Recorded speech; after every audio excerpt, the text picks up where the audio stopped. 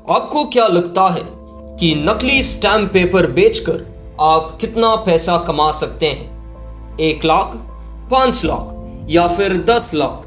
ये संख्या बहुत छोटी है, लेकिन आपको क्या लगता है कि अब्दुल करीम तेलगी ने नकली स्टैम्प पेपर बेचकर कितना पैसा कमाया होगा? 20,000 करोड़ रुपए। जी सही सुना दोस्तों आपने, 20,000 करोड़ रुपए। अन्य अनुमान 3,000 करोड़ रुपए से 30,000 करोड़ रुपए के बीच में थे।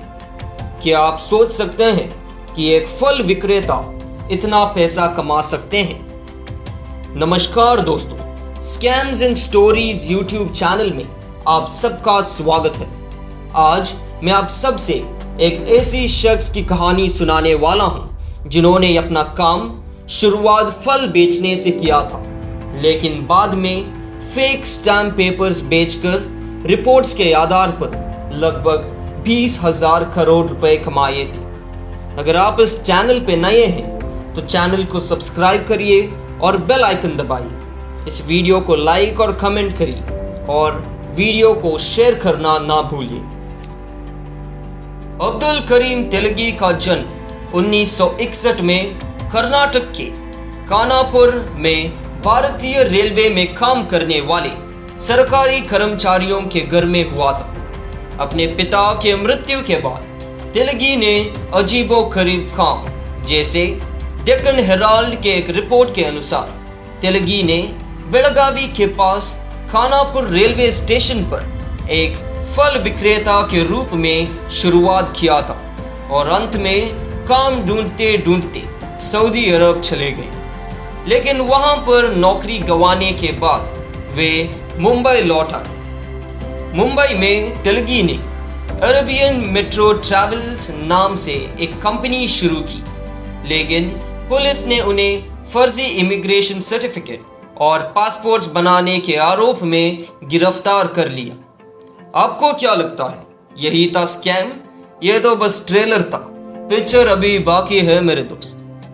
तेलगी इतने चालाक और होशियार थे कि उनको अपने किए पर पछतावा करने और अपनी गलतियों से सीखने के बजाय जेल में रतन सोनी नाम के एक और अपराधी से मिले और दोनों ने फर्जी स्टैम्प पेपर्स बना के बेचने के प्लान्स बनाए। वे जानते थे कि वे इस चाल से बहुत सारा पैसा कमा सकते थे, लेकिन स्टैम्प पेपर प्रिंट करना इतना आसान नहीं है। इसे कहते हैं गाड़ फटे तो फटे, नवाबी न घटे। इन स्टैम्प पेपर्स को बनाने के लिए उसे एक विशेष प्रकार के प्रिंटिंग प्रेस या एक प्रिंटिंग मशीन की आवश्यकता थी, जो इंडियन सिक्योरिटी प्रेस में उपलब्ध होती है।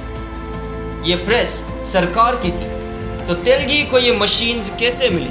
जांच से पता चला कि उसने सरकारी प्रिंटिंग प्रेस मशीन प्राप्त करने के लिए इंडियन सिक्योरिटी प्रेस के अधिकारियों को रिश्वत दी थी, जिसका इस्तेमाल नकली दस्तावेज बनाने के लिए किया गया था। कमेंट सेक्शन में बताइए कि आज भी सरकारी अधिकारी रिश्वत मांगते हैं या नहीं। खैर, ये मशीन्स मिलने के बाद उन्होंने सिर्फ स्टैम्प पेपर्स ही नहीं, बल्कि judicial court fee stamps, revenue stamps, special adhesive stamps, foreign bills, brokers notes, insurance policies, share transfer certificates, insurance agency stamps और अन्य कानूनी दस्तावेज बनाने शुरू कर दी। लेकिन ये घोटाला सामने कैसे आया? नकली स्टैम्प पेपर ले जा रहे 2 लोगों की गिरफ्तारी ही भारत के सबसे बड़े घोटालों में से एक घोटाला सामने आया।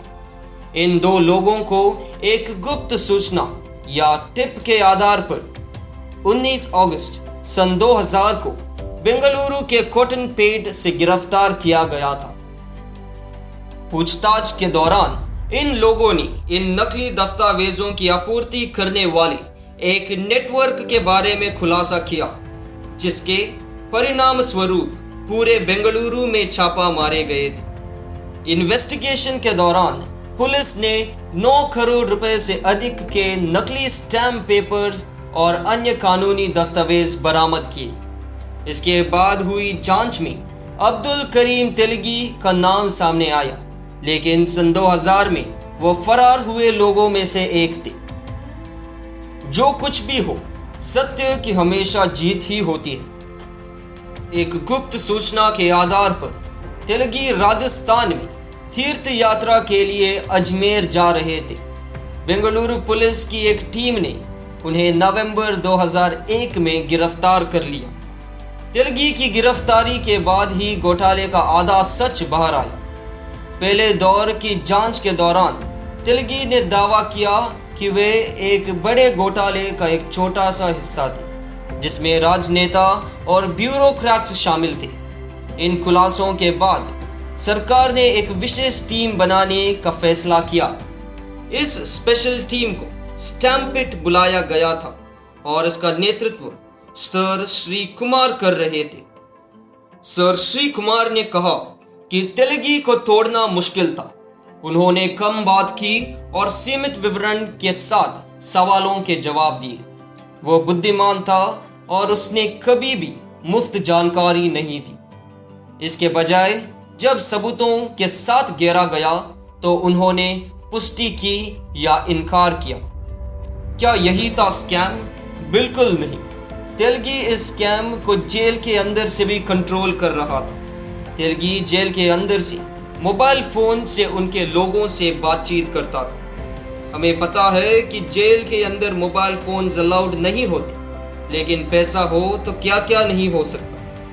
2017 में हाई कोर्ट ने जेल के अंदर तेलगी को मोबाइल फोन पे सप्लाई करने के जुर्म में जेल के 2 अधिकारियों को दोषी ठहराया। द इंडियन एक्सप्रेस के एक न्यूज आर्टिकल में यह भी लिखा गया था कि 2003 में मुंबई पुलिस की शर्मिंदगी के लिए तेलगी को क्राइम ब्रांच ऑफिस में ले जाने के बजाय पुलिस को उसके कोलाबा घर में उसके साथ पार्टी करते हुए पाए गए थे। एक एसआईटी ने अप्रैल 2003 में अपनी रिपोर्ट सौंपी।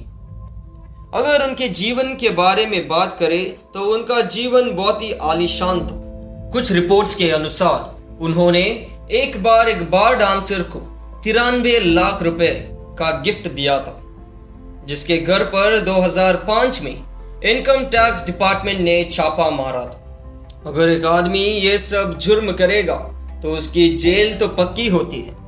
2001 में तेलगी को राजस्थान के अजमेर में गिरफ्तार किया गया था और उन्हें 30 साल की सजा सुनाई गई थी।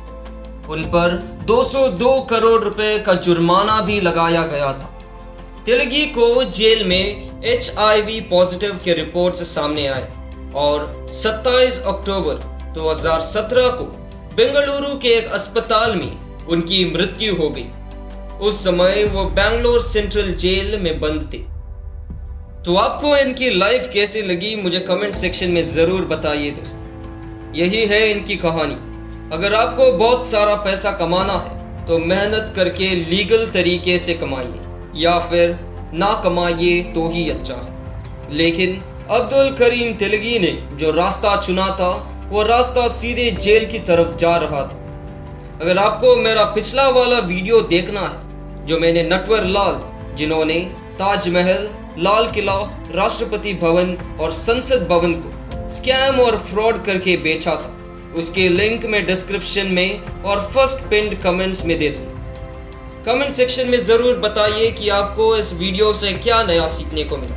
प्लीज़ इस वीडियो को लाइक और शेयर करिए, इस चैनल को सब्सक्राइब करिए और बेल आइकन दबाना ना भूलिए, क्योंकि मैं आपको ऐसी ही अच्छे स्कैम्स एंड स्टोरीज के रिलेटेड वीडियोस लाता रहूँगा।